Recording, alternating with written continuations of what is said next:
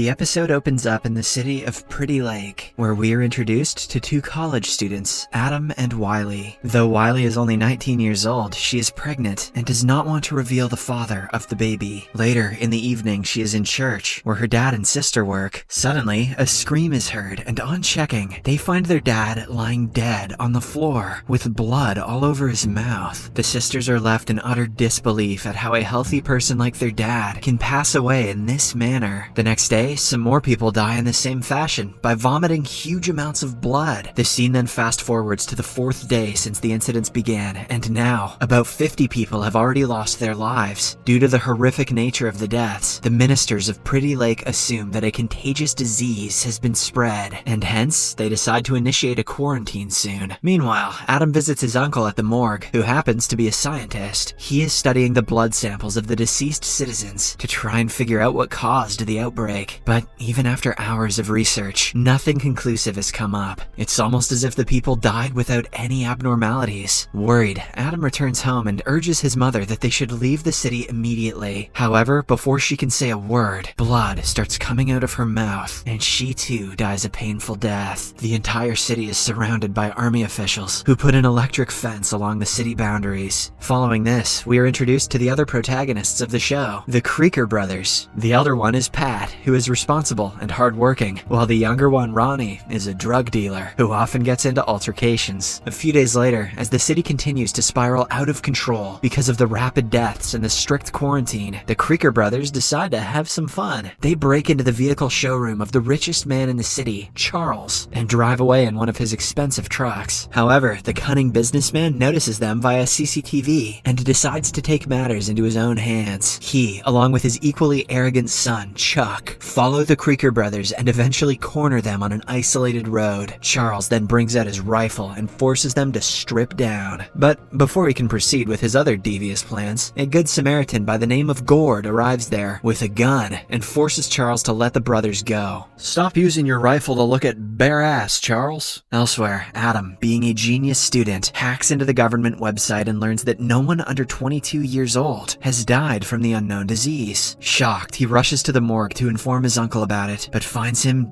dead on the floor. Later, he meets his best friend Wiley and tells her that something unusual is going around, so they should leave the city immediately. Wiley agrees to run away and starts packing her belongings. Unfortunately, a few hours later, her water breaks, leaving her unable to walk. So she messages Adam and informs him that she can't come. Seeing Wiley in excruciating pain, her sister Melissa tries calling a doctor, but due to the chaos outside, no one responds. Hence, she rushes to the Good Samaritan from earlier, Gord, who also happens to be her good friend, and asks him for help. The two of them then head over to Wiley and assist her in delivering a baby boy. On the other hand, Adam reaches the border of the city holding a fence cutter. Unfortunately, he gets spotted by the army officers who open fire on him. Adam gets hit by one of the bullets, but is saved by the bulletproof jacket he is wearing. 4 days pass by, but the situation shows no signs of improvement. The government has still not made any breakthrough about what caused the outbreak. With all the people above the age of 22 dead, Melissa starts looking after the orphans at the church. One day, the government announces that the virus is starting to slow down, and the quarantine will soon be lifted. But for that, the young citizens will have to gather and burn all the dead bodies. The news gives hope to the remaining citizens, and they immediately begin gathering the dead bodies at a designated spot. In the meantime, Chuck has become somewhat of a leader after his arrogant father Charles passed away. He is trying to control the youth of the city so that they don't cause any mayhem. At least his dad's not around to look at their butts anymore. He is also desperately searching for his lost sister Lana, who has been missing for a couple of days. At one time, he and the boys catch the aggressive drug dealer, Ronnie Creaker, stealing medications from a house. Chuck tries to take control of the situation and warns Ronnie to step back, but the latter just won't listen. Instead, he brings out his gun and threatens to shoot the boys if they keep standing in his way. Left with no choice, Chuck lets him go. However, in the evening, when one of the pals shows him an image of a woman with her middle finger cut off, Chuck loses his cool. He recognizes the woman as the owner of the same house from which Ronnie stole the medication and deduces that he did it to steal her ring. Hence, he gathers his colleagues and heads to Ronnie's place for revenge. In the next scene, we see Wiley barging into somebody's house, presumably the father of her child, and searching for something. Right then, a boy walks up to her, holding a knife. Scared, Wiley mentions that she will leave, but he stops her and asks her to stay with him. He even opens a safe for her and finds an envelope inside with her name on it. But before he can hand it over to her, Wiley feels dizzy and collapses to the floor. Elsewhere, as Gord is working on his farm, he notices a flock of vultures circling over something in the nearby forest. Curious, he walks to the place, only to find Chuck's sister Lana dead near a tree. She has a revolver in her hand and a wound on her head.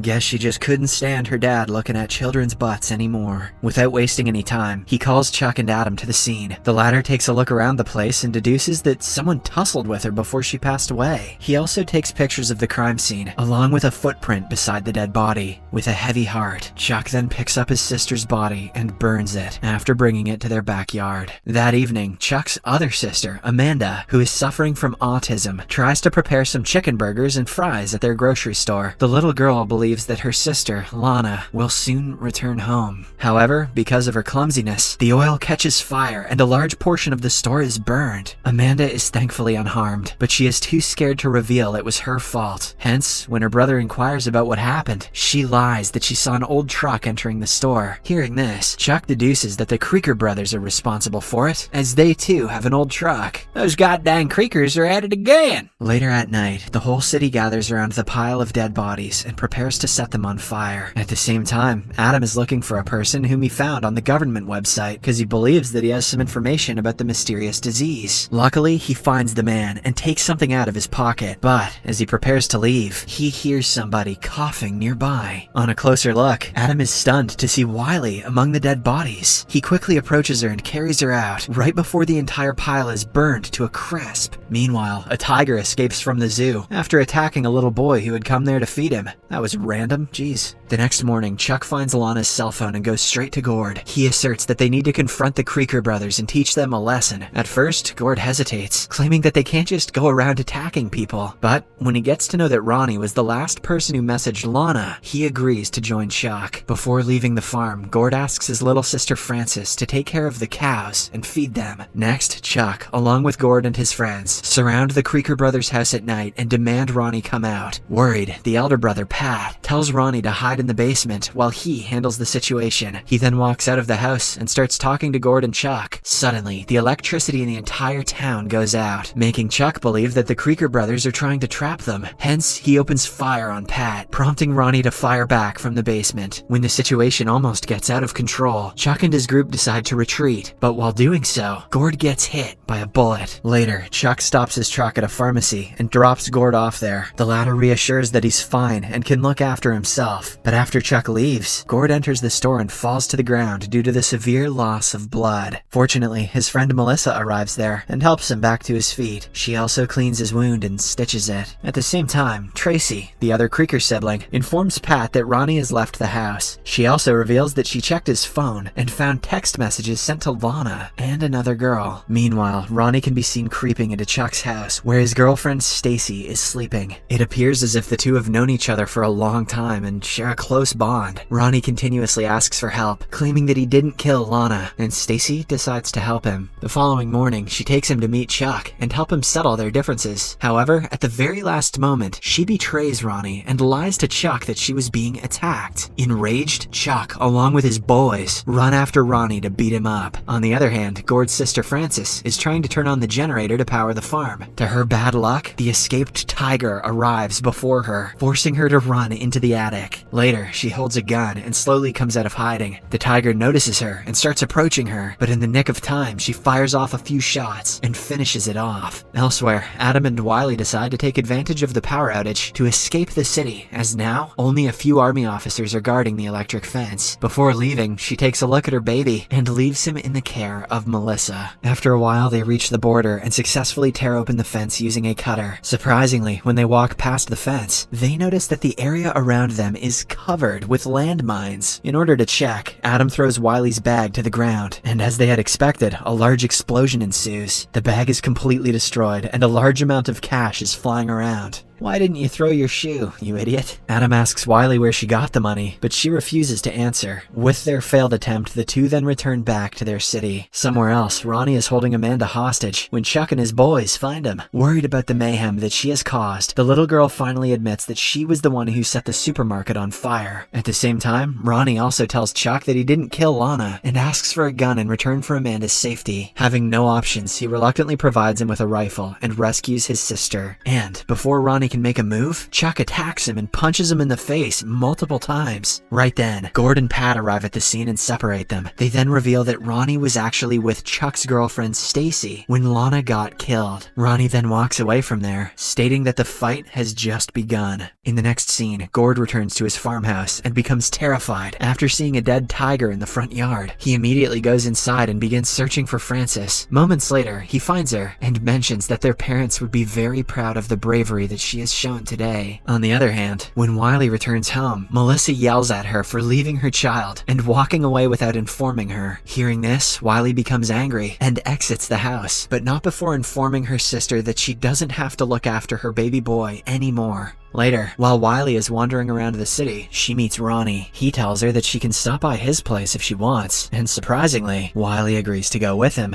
The next morning, the two head to the woods to hunt, leaving her little boy in the care of Tracy. Elsewhere in town, two young kids, Harrison and his friend, break into Chuck's car warehouse and drive away in an expensive black car. Outside, Chuck's boys notice the robbery and start chasing them. Moments later, Harrison loses control of the car and crashes it into a ditch. He and his friend try to run away from the scene, but get caught by Chuck's boys. Later, they are brought to Chuck, who decides to punish them unless they come up with a good apology. However, Harrison does not apologize and instead berates Chuck for acting as if he is the head of the state. This enrages the latter, so he ties Harrison to a metal pole. Meanwhile, Adam again visits the place in the forest where Lana's body was found before. He looks around and discovers a cap, similar to what Pat Creeker used to wear during baseball games. With this information, Adam decides to investigate the case himself. Later, he secretly heads to the Creeker residence and takes a look at the boots kept outside. Surprisingly, the prints on the back of the boots match the ones in the picture. Adam then tries investigating more, but right then, Tracy notices him and inquires about what he's doing there. To escape the situation, Adam lies that he's simply looking for Ronnie to get some drugs. Elsewhere, Wiley can be seen enjoying her time with Ronnie. After drinking a few beers, he tries to make out with her, but Wiley makes it clear that she is not interested in him. Despite this, Ronnie does not stop and keeps forcing himself.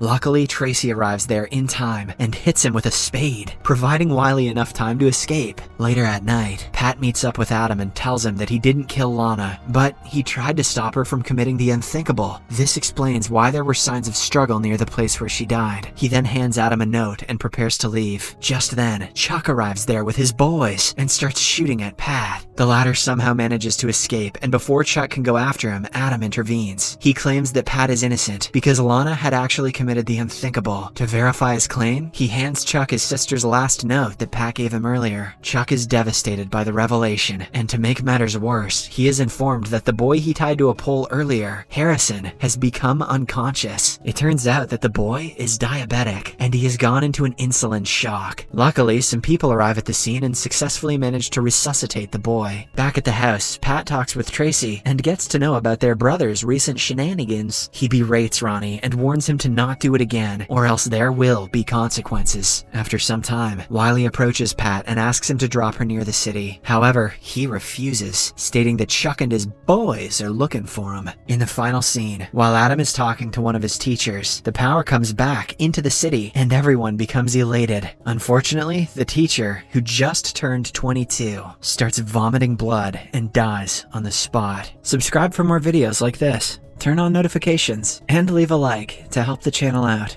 Thank you for watching.